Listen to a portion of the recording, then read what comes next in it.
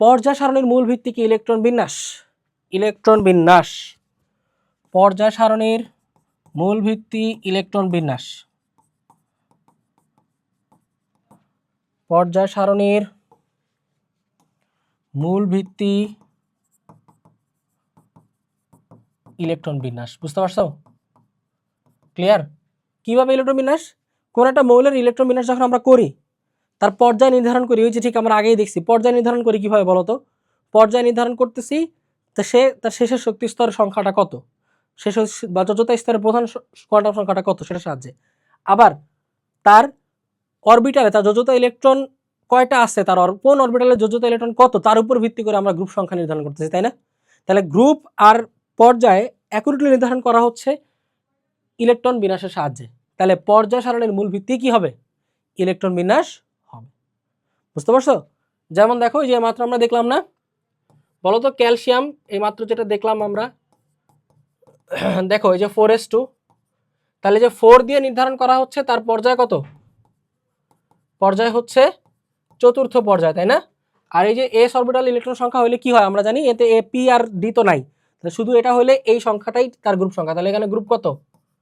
Group হচ্ছে 2। এই তো নির্ধারণ হয়ে যাচ্ছে ইজিলি। তার মানে পর্যায় সারণীর মূল ভিত্তি হচ্ছে কি? ইলেকট্রন বিন্যাস। ইলেকট্রন বিন্যাসের সাহায্যে কি নির্ধারণ করা যায়? বিন্যাসের কি লিখবে বলো তো? ইলেকট্রন বিন্যাসের সাহায্যে মৌলের পর্যায় ও গ্রুপ নির্ধারণ করা যায়।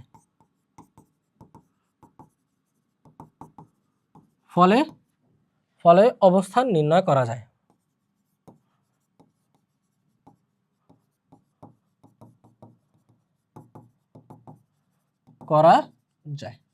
Very simple.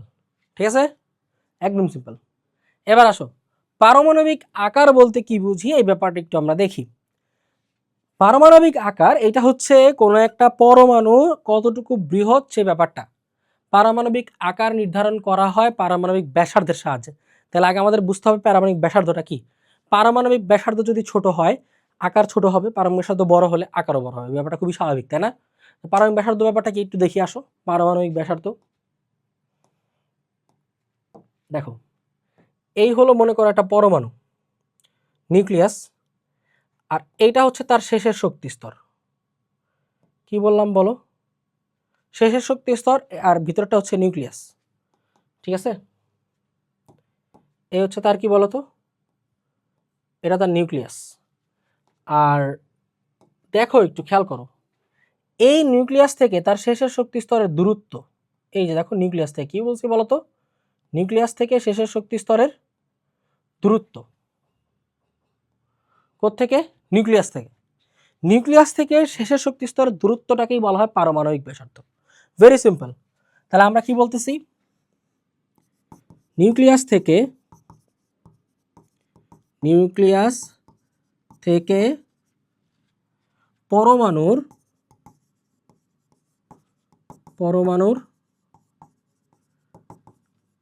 শেষের শক্তি স্তরের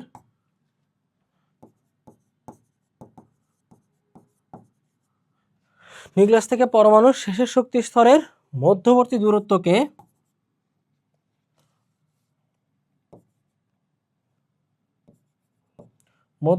দূরত্বকে শক্তি স্তরের মধ্যবর্তী শেষের শক্তি স্তরের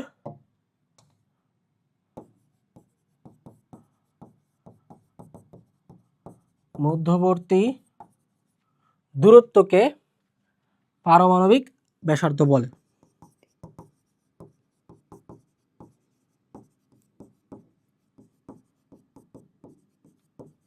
ঠিক আছে, এই তো মধ্যবর্তী ডিসটেন্সটাকে আমরা পারমাণবিক ব্যাসার্ধ বলতেছি। এই যে এটাই হচ্ছে আমাদের পারমাণবিক ব্যাসার্ধ।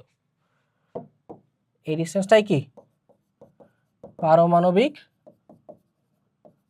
ব্যাসার্ধ।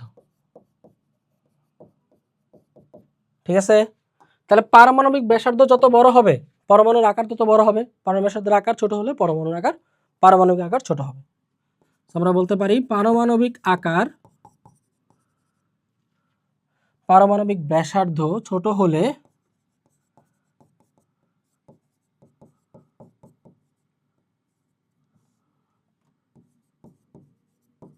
পারমাণবিক আকারও কি হবে, একই কথা। হ্যাঁ, পারমাণবিক ব্যাসার্ধ আর আকারটা কি একই, রিলেটেড। ব্যাসার্ধ ছোট হলেও পারমাণবিক আকারই ছোট হয়ে যায়। ব্যাসার্ধ ছোট হলে পারমাণবিক আকার ছোট হবে, ঠিক আছে। আর ব্যাসার্ধ বড় হলে আকারও বড় হবে, আকারও বড় হবে। ভেরি সিম্পল, ঠিক আছে। This is the thing.